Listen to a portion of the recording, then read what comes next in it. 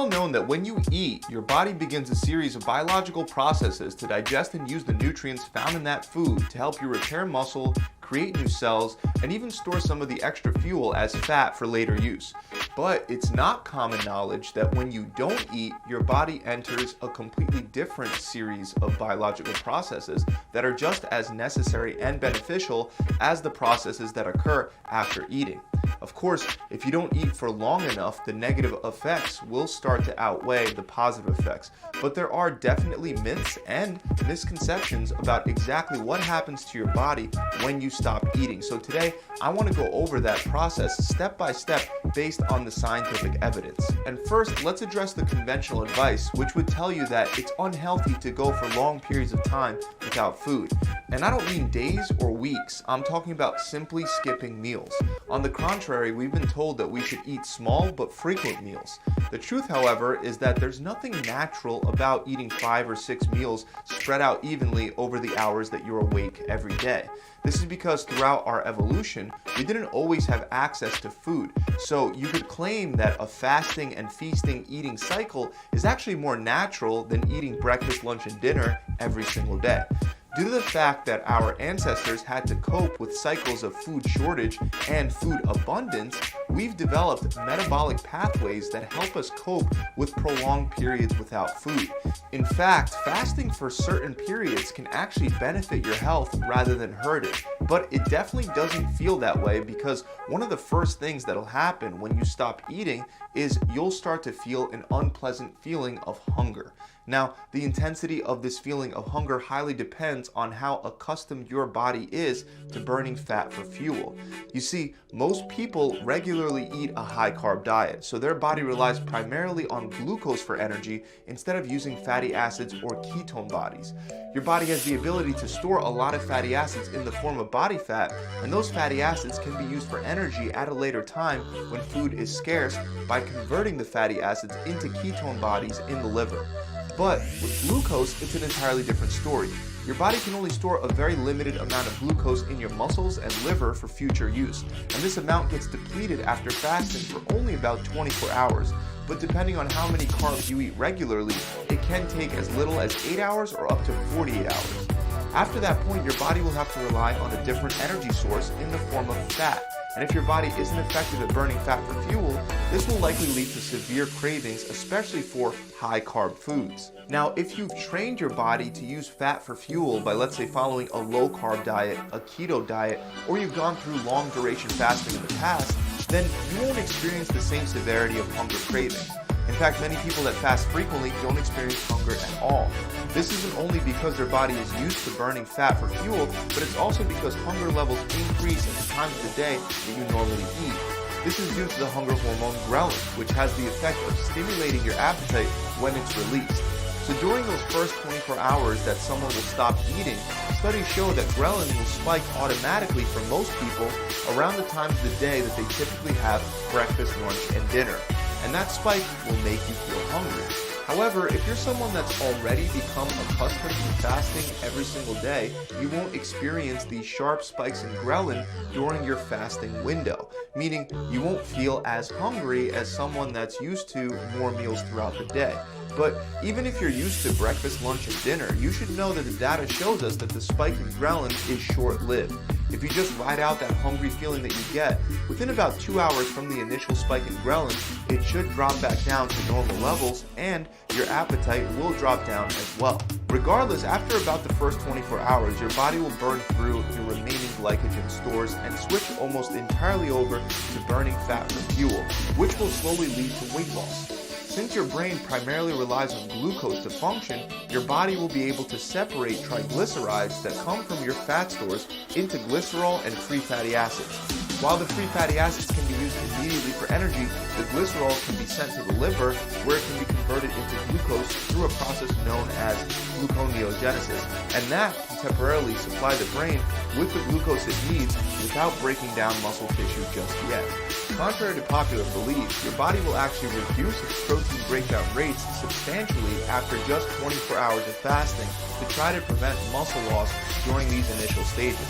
During this time, you will start to feel cold as well, since your body temperature will be lower from not digesting food and a lower thyroid function. As you fast for more and more days, the pounds of fat loss will really start to add up. For example, we have a study on a 27-year-old man that didn't eat for longer than a full year. He did this under the supervision of doctors that had him living on multivitamins in combination with yeast for 382 days, and he only drank water, coffee, tea, and diet soda the entire time. During that time, his body weight went from 456 pounds to 180 pounds. So by not eating, he was able to lose about 3/4 of a pound per day. Now, even though this is a crazy achievement, for the average person, doing something like this is extremely risky, and going 382 days without food can certainly lead to death. The man in this study was severely overweight, which is why he was able to survive by using all that excess fat for energy. And also, he was under the supervision of doctors that gave him the right supplements so he could survive. But for most people, after just a few days of not eating, you won't only be losing body fat, but you'll also lose a lot of muscle mass, especially if you're already relatively lean. That's because if you don't have a lot of fat, your body is more likely to convert protein into glucose through that same process as before, known as gluconeogenesis. Muscle loss shouldn't be as big of an issue until about 72 hours after you stop eating, because during those first few days, your body will be able to get the energy and the glucose it needs, mostly from your body fat. Your body will also ramp up your human growth hormone levels as an anti-starvation response. The growth hormone will assist with the release of the fat from fat cells, and it'll help stimulate fat oxidation in general. This also helps spare amino acids and preserve muscle mass during the first couple days that you're not eating.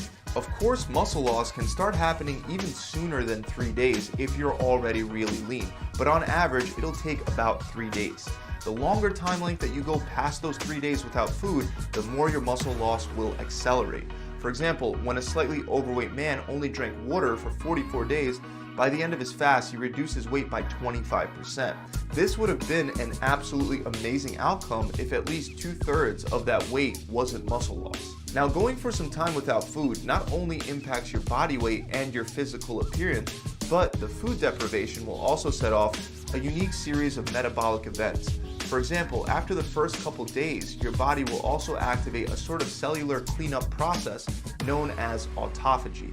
Autophagy is like a recycling process where your body gets rid of the dead and dysfunctional cells and turns that waste into materials that can be used for growth and repair. This helps reduce inflammation throughout the entire body, which helps fight a number of diseases. These benefits will also extend to your skin cells, potentially slowing down wrinkles, age spots, and acne. Your immune system will also improve thanks to autophagy. Your body will produce brand new white blood cells, which will be stronger at fighting diseases.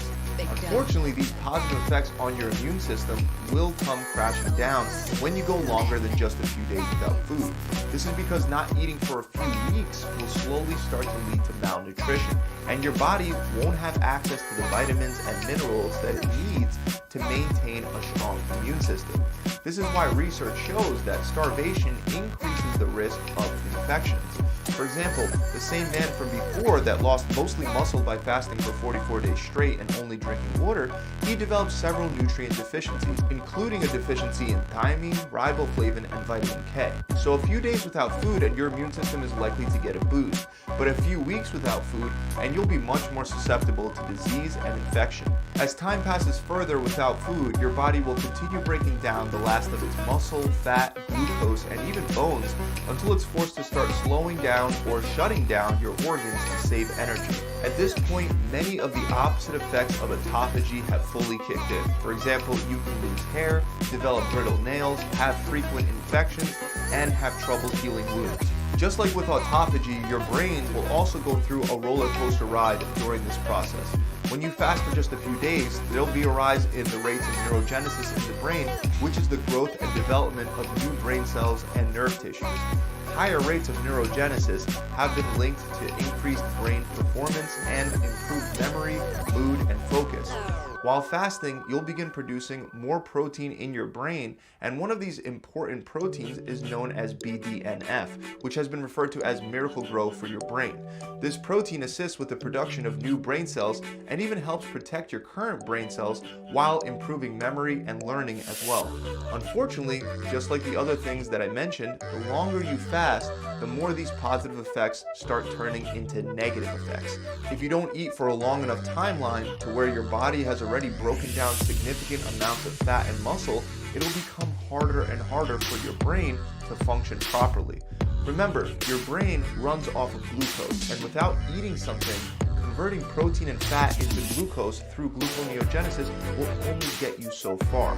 At some point during the starvation cycle, if you go long enough without food, your brain will even metabolize its own gray matter, literally shrinking the size of the brain just to stay alive.